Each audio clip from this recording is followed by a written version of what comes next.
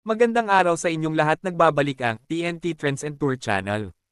Ayon sa Pep News ngayon, Gabby Garcia and Khalil Ramos just waiting for the right time. 8 taon na ang relasyon ni Gabby Garcia at Khalil Ramos. Sa kanilang 8th anniversary noong February 22, 2025, nagbahagi si Gabby ng isang madamdaming mensahe para sa nobyo sa pamamagitan ng Instagram.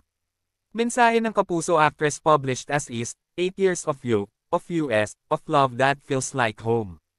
Sa press ko ng bagong primetime series ni Gabby sa GMA7, ang Slay, inusisa siya ng Pep.ph Philippine Entertainment Portal tungkol sa 8-year-old relationship nila ni Khalil. Ano na ang status nila ni Khalil ngayong 8 taon na ang kanilang relasyon? Level up na ba ang kanilang usapan? Ayon kay Gabby, never naman nawawala sa usapan, of course, yung next chapter of our lives. We're not gonna deny that. And we're just really waiting for the right time. Kung kailan yun, we don't know. Mararamdaman naman namin yun if it's the right time. But if we're talking about leveling up our relationship, of course, yun naman talaga ang gusto nating lahat. Ano ang masasabi niya ngayong nalalampasan na nila ang 7-year itch na tinatawag?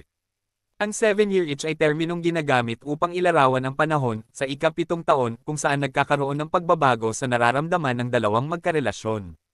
May paniniwalang marami sa magkakarelasyon ang hindi nakakatawid sa yugtong ito. Sagot ni Gabby, yes, okay naman. Alam mo, I'm at my most secure. Secured na sa stage ako ng buhay ko. Please don't forget to subscribe TNT Trends and Tour channel, click the notification bell to notify you in our next video. Please like and share and comment down below. Thank you for watching.